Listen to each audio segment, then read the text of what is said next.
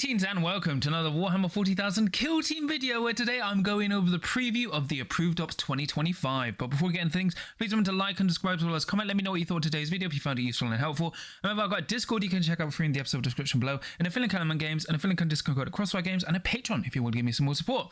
But yeah, I've been talking about Approved Ops 2025 for ages, and now Games Workshop have revealed them themselves. Now this should drop with 2 World, and I'm pretty sure they confirm it. So we should be getting a new Approved Ops every year like we have since they effectively dropped. So I'm going to go through it all now, and you can find the article down on Warhammer Community. So yeah, as I've been saying, we're going to get a new Approved Ops for Approved Ops 2025. This will drop with Tomb World, and we should be not only getting a bunch of brand new Tac Ops, Crit Ops, we also get some new kill zones.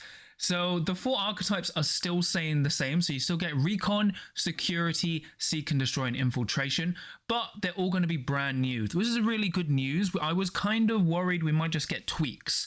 Like, we might just get the same Tac Ops, but, you know, 1 or 2 will be replaced from each archetype with, you know, some others maybe getting tweaked or kept the same. But it looks like they're all going to be completely brand new, which is going to be really good, right? This should be really interesting. And they've also previewed Recon, well, one of the Recon Tac Ops and one of the Seek and Destroy ones. So first you have Flank. So Flank is revealed as a strategic gambit, and then for the additional rules, you divide the kill zone into 2 flanks, left and right, by drawing an imaginary line that just like the center line, except it runs across the center of each player's kill zone edge. An operative contests a flank while both wholly within it and within their opponent's territory. Friendly operatives control a flank if the total APL stats of those contesting it is greater than the enemy operatives. And then for victory points, after you reveal this op, at the end of each turning point after the first, for each flank friendly operatives control, you score 1 VP. If friendly operatives also controlled that flank in the previous turning point, you score 2 VP instead. You cannot score more than 2 VP a turn from this Tac Op per turning point. Okay, so this is a very confusing Tac Op, because not only does Games Workshop have horrible formatting, they don't actually notify you which is player 1 and which is player 2. Now, as you can see in the map diagram, it's not splitting the kill zone in half, it's going down the center, so you have a left and right flank. So as you can see in the image, you've got the center of the kill zone, and then they're showing the left flank from the bottom player's deployment edge. So it says each player, well, player 1 controls this flank as the total APL of player 1's operatives wholly within player 2's territory is greater than that of player 2's operatives wholly within player 1's territory. So you would get 1 victory point from the left hand side and 1 victory point from the right hand side, and you have to be, to contest the flank, you have to be wholly in your opponent's territory. So if your opponent has more of their ops in your territory, you actually don't score the flank. So imagine the flank is just left and right of the board, and then but to score it and contest it, you have to also be wholly within your opponent's territory. So you can't just wholly control it from your own. And then going onwards, if you control the left flank and then you control it again in turning point 3, you get 2 victory points. So you don't have to be in both flanks. You just have to be in both flanks turning point 2 if you want 2 victory points. So you kind of still have to be aggressive. You have to be going towards the opponent's territory, but you can kind of get away with this, like by edging out, just controlling on one flank if you want to get 1 victory point from it, because then going for turning point 3, if you still control the left flank, you get 2 victory points for it. So the way you have to max out this Tac Op to get 6 points from it is being wholly like competitive, like wholly aggressive, and then trying to stick to one side or continuing dominating by being in your opponent's face, which is an interesting Tac Op, but still very solid. It is just like very confusingly written, and it took me like 10 minutes to fully read through. So look, I'm a very competitive player who has been playing this game a long time. If I'm struggling, why does Games Workshop still write the most confusing Tac Ops ever to be conceived by the human brain? And then you've got Dominate. So you reveal this when an enemy operative is incapacitated by a friendly operative. Each time a friendly operative incapacitates an enemy operative, that gains 1 of your Dominate tokens. At the end of the 3rd and 4th turning point, you can remove Dominate tokens from friendly operatives that aren't incapacitated. For each you remove, you score 1 victory point. You cannot score more than 3 victory points from this op per turning point. So Dominate is kind of really interestingly, you could like, if you kill someone turning point 1, you'll accidentally reveal it. So this is actually quite good for either really powerful rushdown operatives or even like sniper operatives, because by turning point 3, if your sniper operative has killed someone turning point 1, 2, and 3, the end of turning point 3, you can cash that in and get 3 from just that operative alone. So you can actually max this from 2 operatives, but you can also get it from 3 operatives. So 3 operatives kill 2 different operatives, then they have to survive.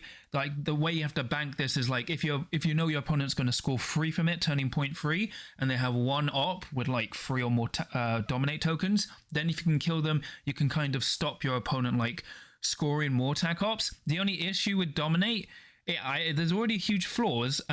Because it only tracks how many operatives killed, it's actually well, it's not useless. It's really bad against 5 operative kill teams, because you can only kill 5 of them, so you can only ever score 5 from dominate. So from what we can already see, recon is really strong and seek and destroy is better, but still not that great, especially as we gain more 5 operative kill teams. But these are just the previews, anything can happen with previews. Then for the crit ops, so secure, loot, and transmission are all staying, and those are kind of like staples. They're also in the core rulebook. They're very simple missions, and they're pretty balanced, except for loot, but that's more because we only have 3 objectives. But they are joined by 6 new ones. Malfunctioning objective markers are the bane of your operatives' lives in Reboot, and then, they've also shown off Orb, right? So for Reboot, when setting up the battle, after setting up objective markers, number each objective marker 1 to 3. At the start of the gambit step of each strategy phase, each player secretly selects 1 objective marker by putting a number of dice in their hand that corresponds to the objective marker's number. Then they reveal their selections simultaneously. If both players select the same one, that objective marker is inert during the turning point. If not, the objective marker that neither player selected is inert during the turning point.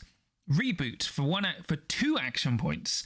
1 inert objective marker you controls is no longer inert, and you cannot do this during the first turning point or while within control range of an enemy operative. Now, and the victory points at the end of each turning point after the first. For each objective marker that friendly operatives control, you score 1 victory point. Ignore inert objective markers when determining this. So effectively, you and your opponent can kind of always force, like, if your opponent makes sure, like, your objective is the inert one, and then they make theirs the inert one, the middle one is basically always inert, and then it kind of, you have to engage with the middle one. So this is kind of very interesting, because as I said, the safe one is you turn off your opponent's and your opponent turns off yours, because there's no reason for the opponent to then turn off theirs. But also, it's kind of probably better to select the mid one, because if you this is like the game of chicken, because the problem is, if you try and play smart and go my opponent's pushing up, I'll turn off the mid one, and you're going for it, but then the opponent just protects theirs, then yours turns inert. But if your opponent's trying to play smart and then you go, your opponent is it's kind of a weird rock, paper, scissors. It's like mind games, the objective marker, but generally the middle one is going to be inert most of the time, but you still have 2 action points to flip this around. Annoyingly, that's very good for elite kill teams, but obviously all teams with comms can get around this, so it's still a very interesting objective. Then you've got Orb. At the start of the battle, the center objective marker has the Orb token. And then for 1 action point, if you've got remove orb, if the active operative controls the objective marker that has the orb token, move that token as follows. If the center objective marker has it, move it to either player's objective marker, your choice. If a player's objective marker has it, move it to the center objective marker. You cannot perform this during the first turning point while within control range of enemy operatives, or if it doesn't control an objective marker that has an orb token. And then victory points. At the end of each turning point after the first, for each objective marker that friendly operatives control that doesn't have the orb token, you score 1 victory point. So this is kind of like hot potato, right? So it's actually really beneficial to teams that out-activate other teams, but also, elites can also just sit on objectives and bounce it back. But it's effectively a game of hot potato. It really is. Even the article says it's hot potato. It seems more annoying than unintentional funny than competitive, but it is a very interestingly new mission to play. And then along with new way to score victory points, there's a mechanic that manipulates initiative rolls, giving commanders the opportunity to cash in their bad luck to seize momentum when it really matters. The winner of the first initiative roll decides who takes initiative before the battle, and who therefore gets to select drop zones. The other player gets a card that lets them reroll a future initiative roll.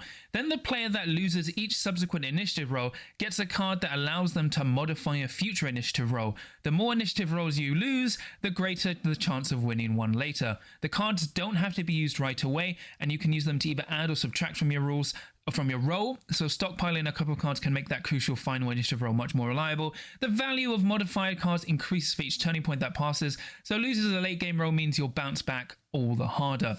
So as you can see from the two cards they've shown, you've got +2 or -2 to your initiative roll, and you give this to the player that lost the initiative roll during the second turning point.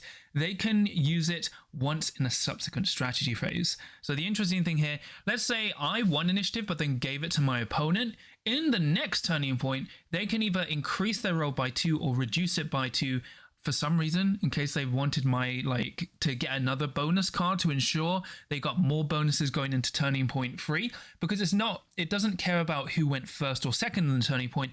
It cares about who won or lost the roll, which has pretty important. Then you've got re-roll your initiative roll.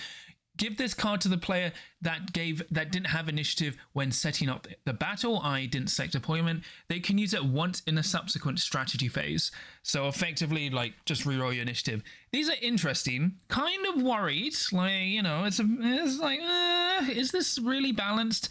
But I'm sure it'll be okay. The interesting thing is, unintentionally, this actually makes Kazakin worse, because they have to spend a CP where you can technically get this for free. And, just another slight Kazakin nerf to sneak in there. Games Workshop always punching Kazakin down when they can. On top of all of this, 3 new layout leaflets add 6 new maps for Killzone Vocus, Beta Decima, and the upcoming Killzone 2 mode, as well as 6 returning maps for both Gallowdark and general non-specific kill team boards.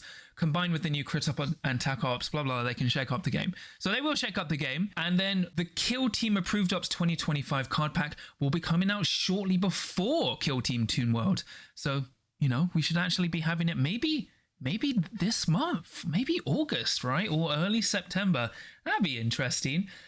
But the interesting thing here when it comes to kill zones, so I don't know if they mean 6 maps for both Gallowdark and general non-specific kill zones, or if they mean only 3. So 3 for Gallowdark and 3 for non-specific kill team boards.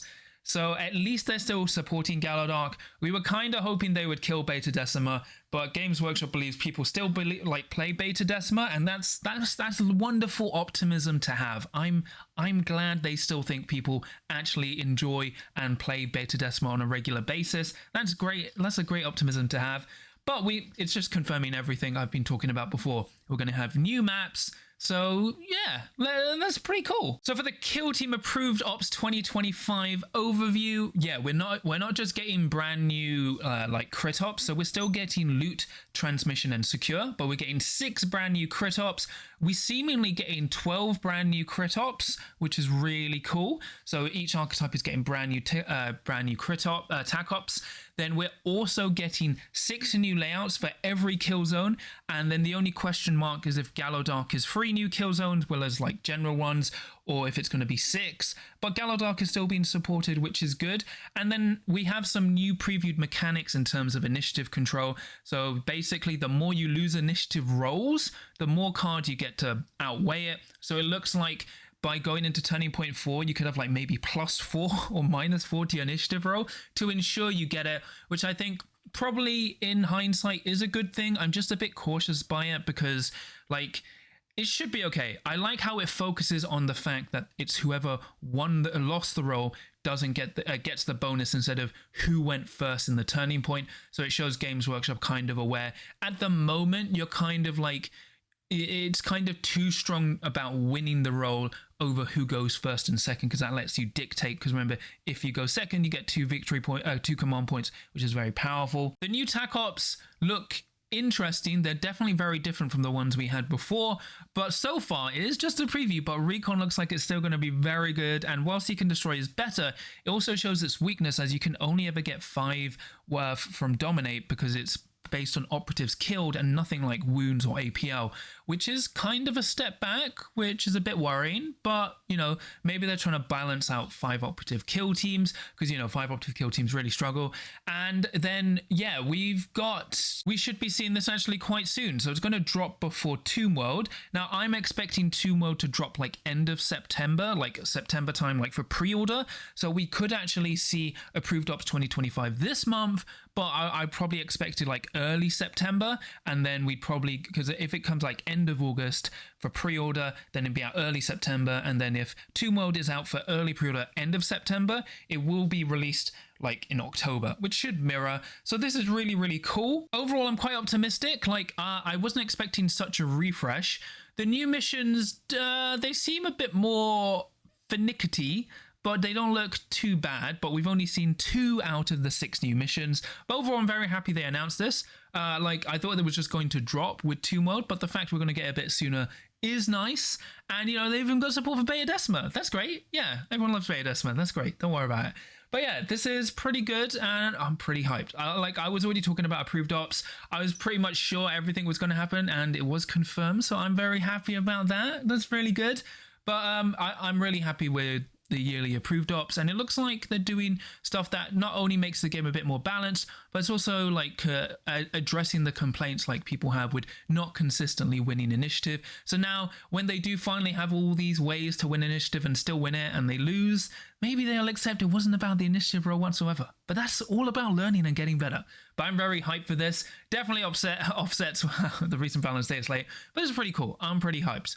But that's pretty much it for me today. Please remember to like and subscribe as well as comment. Let me know what you thought of today's video. Are you interested? Like, what do you think about the new Approved Ops 2025? Remember, I've got a Discord you can check out for free in the episode description below, and a link at Lemon Games, and a link at Discord code at Crossfire Games, and a Patreon if you want to give me some more support. And I'm just going to shout out my patrons. So for my Adepts of the Crit, I have Tom, the Houston Toad, Super Cow, Nick, Mercenary Q, Mr. Meatwad, Marshall, Lucas, Graham, Fangzoo, Draken, Dan, Dada Goldens, Chris, Alex, Omorphium, and Alexis. So thank you so much for your support. It really means a lot to me and helps support the channel. But this is for a spanner in the works. I was going to have 2 videos this week. This might count as 2. I might be nice and put 3. I have a lot to paint, but we'll see. Like, we're getting close to the new season. I can feel it. I can feel the Tomb World in my bones. So remember, no matter what happens every time the Approved Ops updates, you always have a chance to win as long as you can roll a crit.